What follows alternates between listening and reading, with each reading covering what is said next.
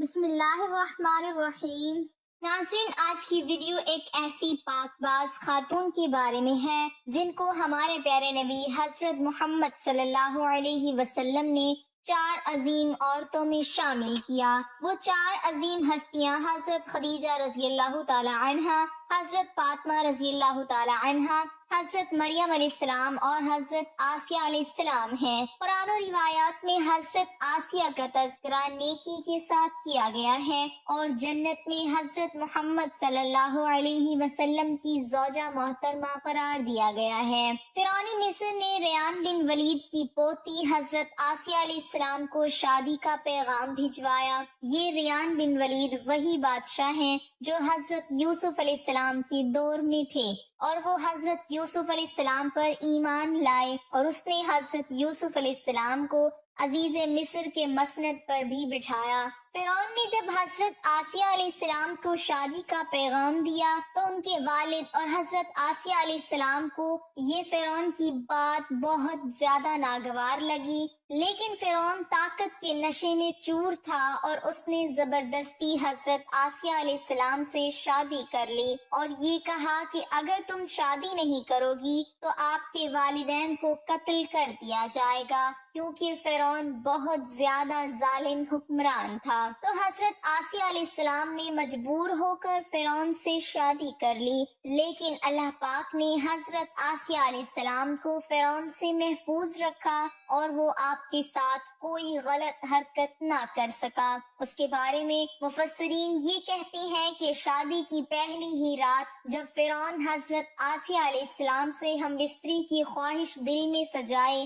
نئے کمرے میں داخل ہوا تو اللہ تعالیٰ کا کرنا ایسا ہوا کہ فرعون کو بہت سخت نیند آ گئی اور وہ سو گیا۔ اللہ تعالیٰ نے فرعون کو نامرد کر دیا تھا، جس کی وجہ سے وہ حضرت آسیہ علیہ السلام سے صحبت ہی نہ کر سکا، اور فرعون کو ایک ایسی عجیب بیماری لاحق ہو گئی تھی کہ طبیبوں نے اس کو ساری عمر صحبت کرنے سے منع کر دیا تھا۔ دیکھا جائے تو یہ بھی حضرت آسیہ علیہ السلام کی خوش قسمتی تھی کہ اللہ تعالیٰ نے انہیں کیسے فرعون کے ناپاک جسم سے محفوظ رکھا۔ فرعون کی ایک بیٹی بھی تھی۔ آپ کو یہ بات بتاتے چلیں کہ وہ لڑکی انہوں نے کسی سے لے کر پالی ہوئی تھی۔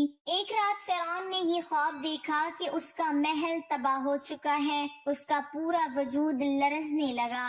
اس نے نجومیوں کو بلا کر ان سے اپنے خواب کی تعبیر پوچھی تو انہوں نے کہا کہ ان قریب بنی اسرائیل کا ایک بچہ تمہارے محل کو نیست و نابود کر دے گا۔ یہ بات فرعون سن کر بہت زیادہ خوفزدہ ہو گیا، اس لیے فرعون نے حکم دیا کہ بنی اسرائیل میں جس کے ہاں بھی لڑکا پیدا ہو اسے فوراً قتل کر دیا جائے، لیکن اگر لڑکی پیدا ہو تو اسے قتل نہ کیا جائے تاکہ ان کی نسل باقی رہے۔ جب حضرت موسیٰ علیہ السلام پیدا ہوئے تو ان کی والدہ نے فرعون کے سپاہیوں کے ڈر سے حضرت موسیٰ علیہ السلام کو ایک صندوق میں رکھ دیا اور دریا میں بہا دیا۔ ایک لڑکی فرعون کے محل کے پاس بیٹھی تھی، یہ صندوق بہتا ہوا فرعون کے عظیم محل میں چلا گیا۔ فرعون نے حکم دیا کہ اس صندوق کو محل میں لا کر کھولا جائے۔ وہ سمجھ رہا تھا کہ شاید اس صندوق میں کوئی ہیرے جواہرات ہوں گے، لیکن جب فرعون کے سپاہیوں نے صندوق کھولا تو اس صندوق میں سے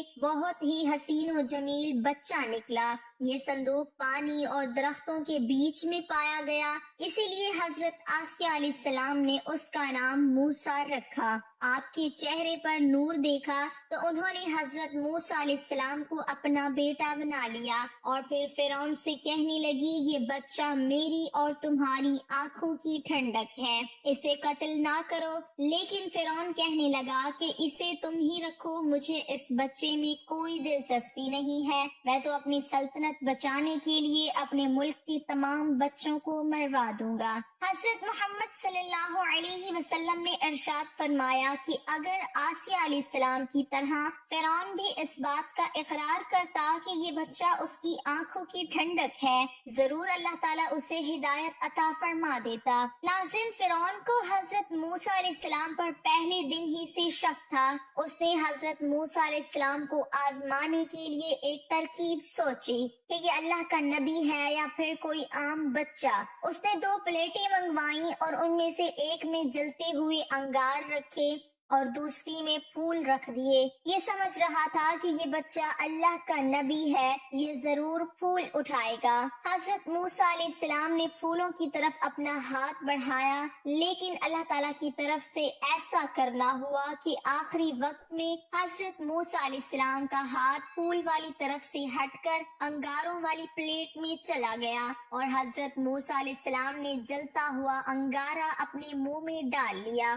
اور اسی وجہ سے کتابوں میں یہ ملتا ہے کہ حضرت موسیٰ علیہ السلام کی زبان میں لکنت تھی۔ حضرت آسیہ علیہ السلام فرعون سے شادی کے پہلے دن سے ہی فرعون کے ظالمانہ اور کافرانہ اقدامات کے خلاف پہاڑ بن کر کھڑی رہیں۔ حضرت موسیٰ علیہ السلام نے جب اعلان نبوت کیا اور جب محل میں جادوگروں سے مقابلہ کیا تو یہ دیکھ کر حضرت آسیہ علیہ السلام اسلام لے آئیں، اور ایمان لانے کے بعد کافی دنوں تک انہوں نے اس بات کو فرعون سے چھپائے رکھا۔ لیکن جب فرعون نے خدائی کا دعویٰ کیا اور لوگوں سے خود کو سجدہ کروانے لگا تو پھر حضرت آسیہ علیہ السلام کھل کر میدان میں آ گئیں اور فرعون کے اس عمل پر سخت مخالفت کی۔ جیسے ہی فرعون کو یہ پتا چلا کہ میری بیوی موسیٰ پر ایمان لا چکی ہے تو اس نے حضرت آسیہ علیہ السلام پر ظلم کے پہاڑ ڈھانا شروع کر دیے۔ فرعون کی یہ سزائیں دن بدن بڑھتی چلی جا رہی تھیں،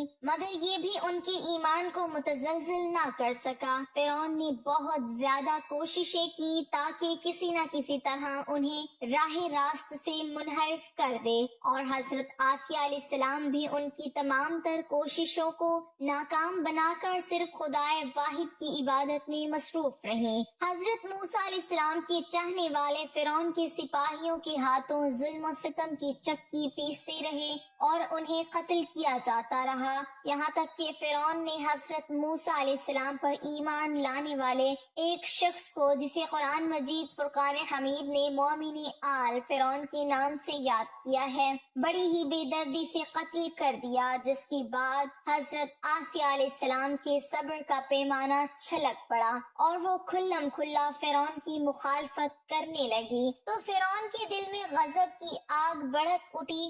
اس نے اپنی زوجہ حضرت آسیہ علیہ السلام کو بہت ہی دردناک طریقے سے اذیت دینا شروع کر دیا۔ حضرت آسیہ علیہ السلام کے چاروں ہاتھوں پیروں میں لوہے کی کیل ٹھوک کر چاروں کونوں میں اس طرح جکڑ دیا کہ وہ ہل بھی نہیں سکتی تھیں، اور آپ علیہ السلام کے سینے پر ایک بھاری پتھر رکھ کر ان کو صحرا کی تپتی ریت پر لٹا دیا گیا۔ حضرت آسیہ علیہ السلام استقلال کے ساتھ ان مسائل کے باوجود حق پر قائم و دائم رہیں اور فرعون کے کفر سے خدا کی پناہ مانگتی رہیں۔ ایک روایت میں یہ بھی ہے کہ فرعون نے حضرت آسیہ علیہ السلام کی کھال تک اتروا دی اور پھر ان پر مرچوں کو گرا دیا۔ آپ علیہ السلام کا مزار مصر میں ہی واقع ہے۔ ناظرین، انسان کا ایمان پر قائم رہنا، اللہ والوں کا صبر اور استقلال ایک بہت بڑی عظیم چیز ہے۔ ایمان کے اندر اتنی طاقت موجود ہوتی ہے